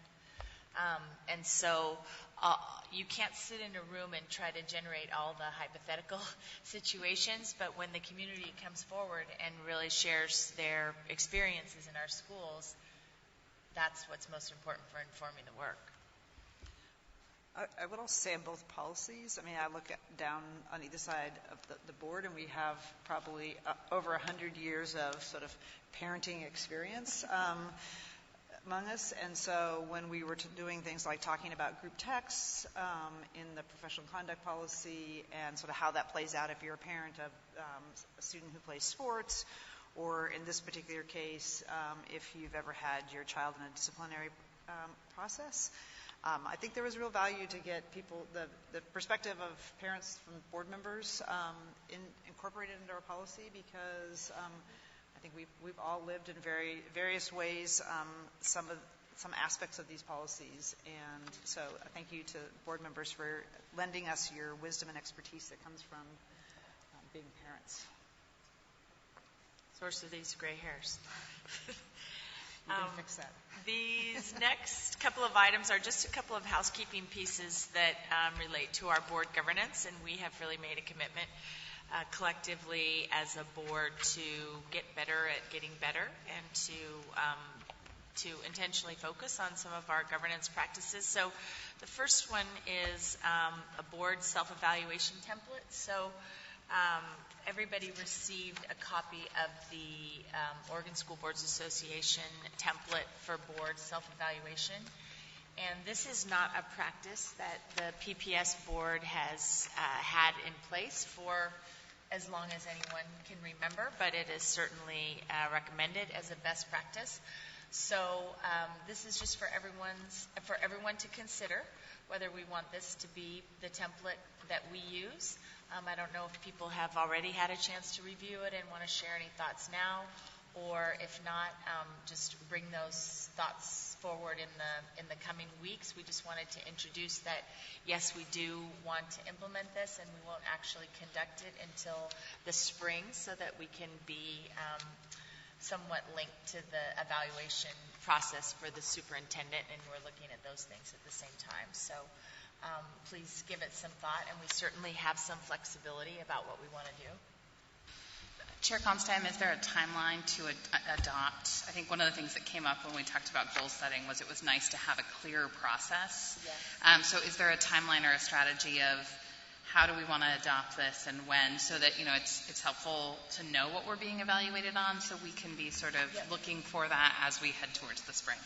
So, nice segue to our next item. And if there are any other, go ahead. If you have another comment on the template, go ahead, and then I'll answer your question, Ailey. Yes. So I guess I had a question about that we did have another potential template. So this is one model, and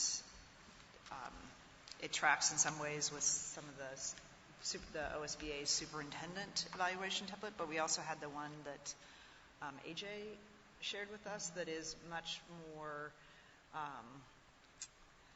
really hyper-focused on student performance and how a board supports student performance and puts it at the center of the work.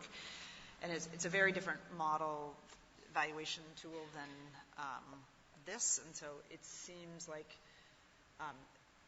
this is one model, that's another model. You could do a hybrid, but I thought a year ago when we sort of, or not even a year ago, we sat at the retreat and we talked about making the big pivot to really focusing our board meetings and our work more on student performance.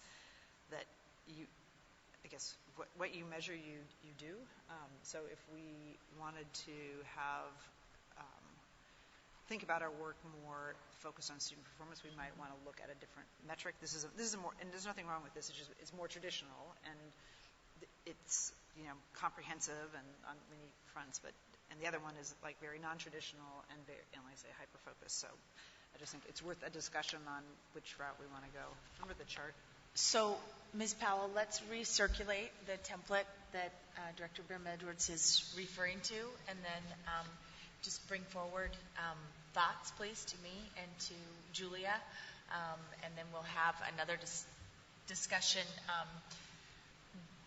This next item, just to walk through the timeline on the superintendent's evaluation process, we want to adopt an instrument for the superintendent's evaluation by the end of October, so that would be the timeline for this as well. So, again, any other examples that people have, or even just philosophical approaches to how we want to go about this, are welcome and solicited. I just have a question about the process.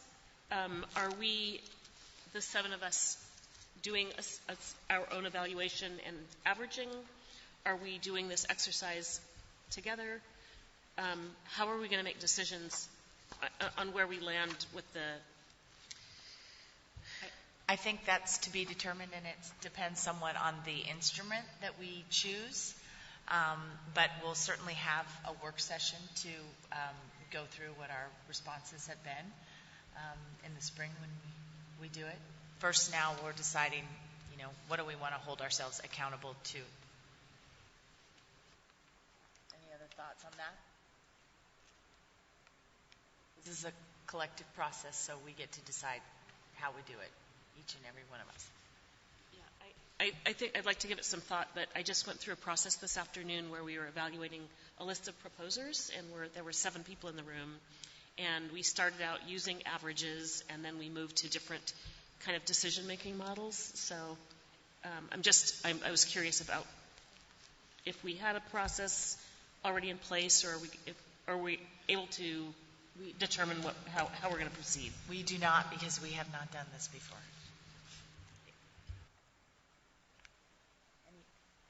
Any other comment? Superintendent, you've likely had experience with boards doing self-evaluation. I think one of the reasons that a lot of Oregon school boards use the OSBA template is because it talks about many of the standards they refer to that school boards typically are demonstrating in their role. So even though one of the standards includes accountability and performance management for student accountability and achievement and outcomes, it also talks about some of the other ways that a board can demonstrate its leadership in the community, for instance. So I think they're all worthy of discussion, along with other exemplars out there. I think everyone realizes the important thing is to agree on holding itself accountable for priority as it's outlined, and an objective way to measure against that. Thank you. So the next item is just a brief discussion of developing a evaluation template for the superintendent's evaluation. So we have 4 board members who have done this before, 3 board members who are new. I think it's safe to say that all 4 of us would say we want to improve on our process from the last time and improve on our evaluation instrument from the last time. I don't think we were satisfied with exactly how that went, so we're delighted to have an opportunity to improve. I've asked Director Scott if he would be willing to lead this process for the board in terms of looking at best practices and making recommendations about an evaluation instrument, and then this will coincide with the process of the superintendent doing his self-evaluation. But in the past several years, actually, since you've come on board, Superintendent Guerrero, our adoption of an evaluation instrument has been quite late, and so you have been through the better part of a school year without knowing exactly what you were being evaluated on, and I think we all recognize that that's not best practice. So our intention is to make sure that we reach consensus about our evaluation procedures and instrument by the end of October. And this, it is not a coincidence that this is coinciding with us landing our conversation on our board goals, which we also will are planning to adopt on October 15th, so we'll have one more open board discussion on September 23rd about our board goals, and then in some form or fashion, those will be reflected in what we arrive at as our template for evaluation of the superintendent. So again, asking board members with thoughts about that process to reach out to Director Scott. And in the meantime, I think we'll be sharing some examples and maybe articles on best practices there that help us all. So just to clarify, when is it that that we have identified a date to adopt the instrument? So in Guadalupe, in the superintendent's first year, we did adopt something in early September. I mean, it was the start of the school year, and so I'm sorry. I can I don't know what it is. I'm wanting to know the date so that we can map back to, well, if we're going to adopt the instrument on X date, then what date are we going to have, like our board meeting discussion about it, so that we can get an instrument in place. So it would just be useful to get it sketched out and to make sure that we actually have a time on a board agenda to have a full discussion about it versus offline. So I think we would look to adopt it at our last meeting in October, so that's the 29th, which is after our adoption of our board goals. If that seems reasonable, just 2 weeks hence. And then, again, just still beginning to figure out what this process looks like, but certainly would have one more opportunity for board discussion between now and then. Does that sound reasonable? I'm sorry, the 24th? The 29th. So the 15th? The 15th is when we adopt our board goals. And so the next meeting after that is October 29th.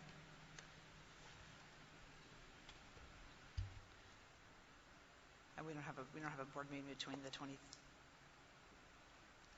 and the 15th. So we'd have to have a discussion on the 5th, at the same meeting that we talk about our goals, which is they're not incompatible to have discussions, but if we're going to adopt something on the 29th, then we'd have to have the discussion on the 15th. That works.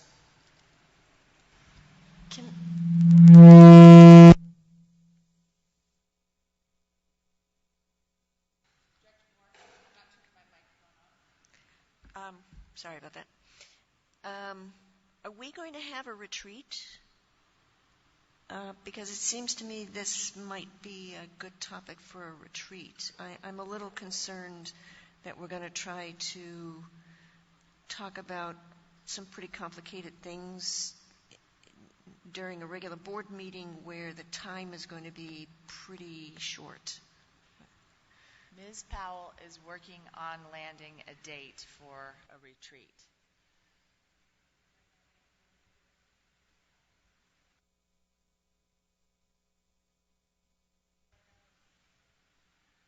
I think what you said is right now we have November 5th, but she's looking at trying to move that up, trying to find a date when we can move that up. We had a retreat earmarked for November 5th, but Roseanne has been working to move that up earlier in October. So that's in process, and I agree. I agree with Director Moore. I just also think that we need to set a specific date to get this, to have a full discussion and get it approved, because we're going to be at the end of October, 4 months into the calendar year.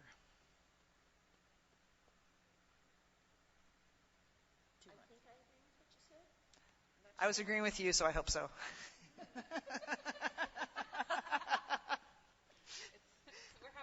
To date myself, this is like Get Smart and the cone of silence. And ideally, these processes coincide, fairly well with our school year, which is our expectation of delivering the evaluation at the very end of the school year, right now slated for June 23rd. Did you have something you'd like to add? I just can't hear you guys. Oh, okay. I can't hear Scott, and he's next to me. So I don't know if it's the microphones or me.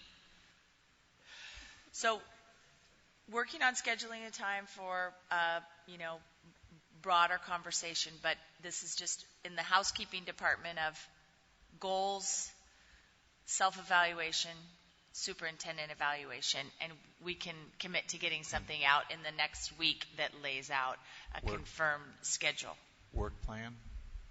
Work plan? Work plan is one of the topics for a board retreat after we have constituted our board committees, which we just passed, and can start to contemplate what those agendas of each of those committees look like. Any other comment? All right. Thank you so much.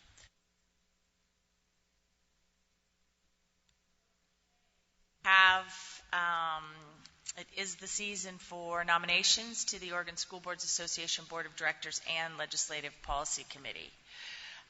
We have in the past had board members from PPS represent the district on both the Legislative Policy Committee and on the Executive Board of Directors for OSBA.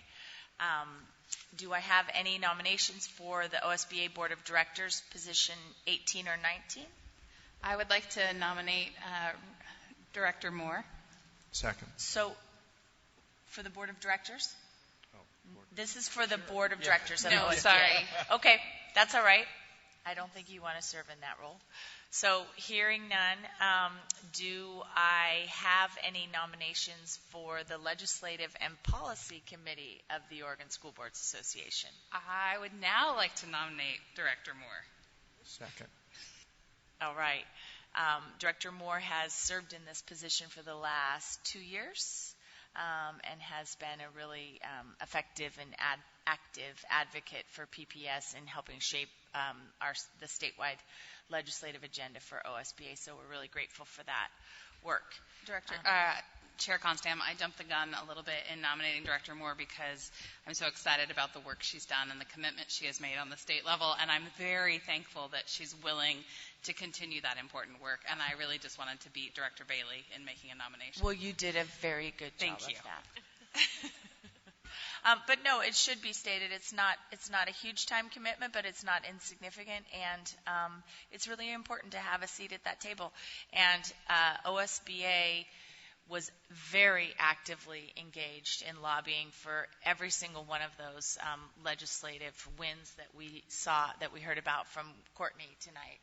And they were the chief voice advocating for students on just about every single one of those successful bills. So it's important. All of those in favor of nominating Director Moore for the OSBA Legislative and Policy Committee, please say yes. Yes. Yes. Any opposed? All right. Seeing none, we have just nominated Director Moore from our board to the Legislative and Policy Committee, and the nominations will be forwarded to OSBA. Can I just say thank you to everybody? OSBA, I think, is a really critical voice in this state for school boards. And it's there are 197 school districts in this state. And it is important for PPS to be represented somewhere in the OSBA leadership, I think. Because those 197 school districts have vastly different needs and resources. So, anyway, thank you.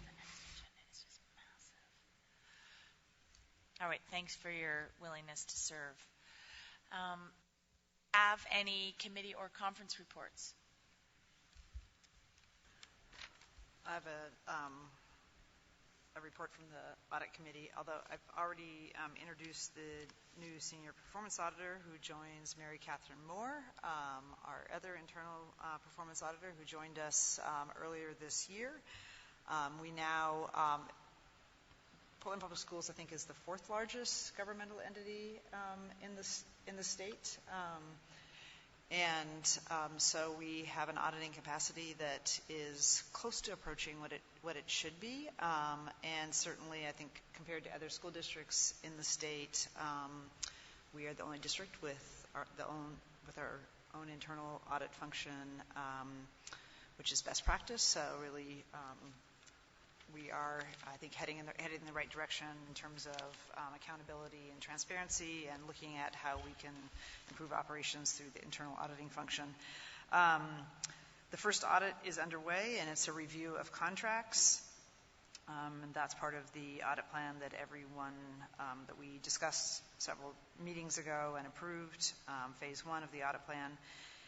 And then at the next board meeting, our two internal performance auditors will be providing an overview of performance auditing. So I ask all board members if you have anything in particular that you're interested in them covering. And they've informed me they could talk about auditing all night. But we're not going to allow that. They love auditing.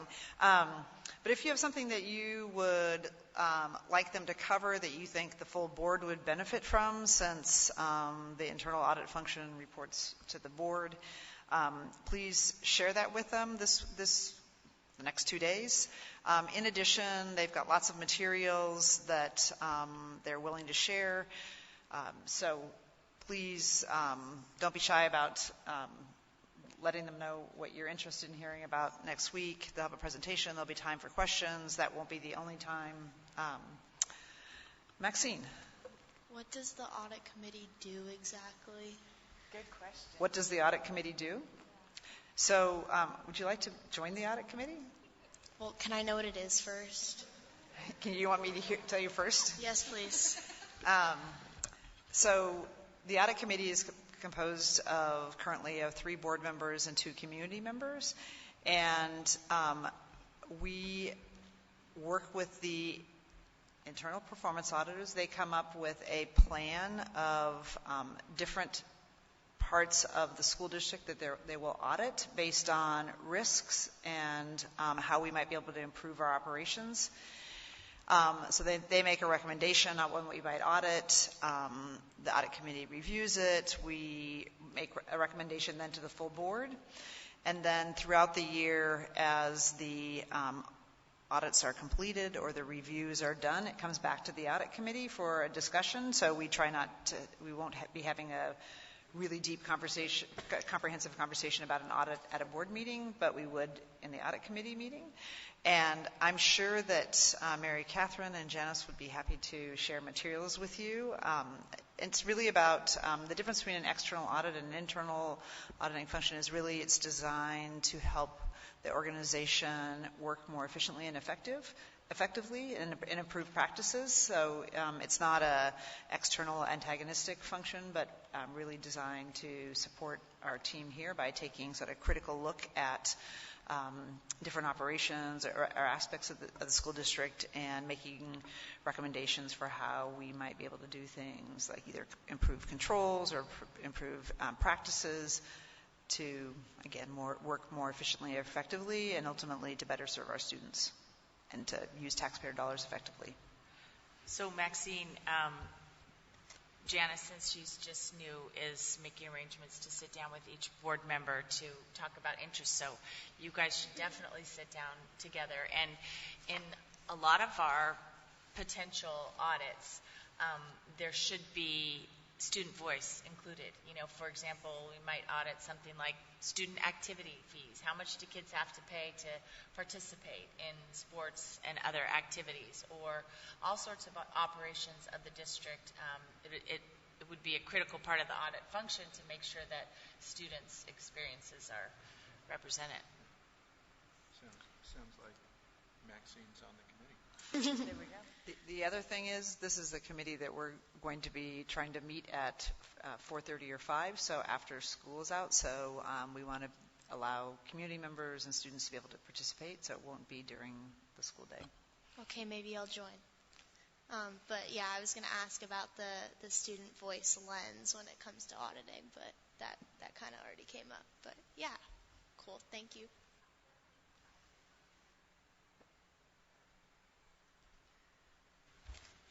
All right, do we have any other board or committee or conference reports? All right, any other business of the board?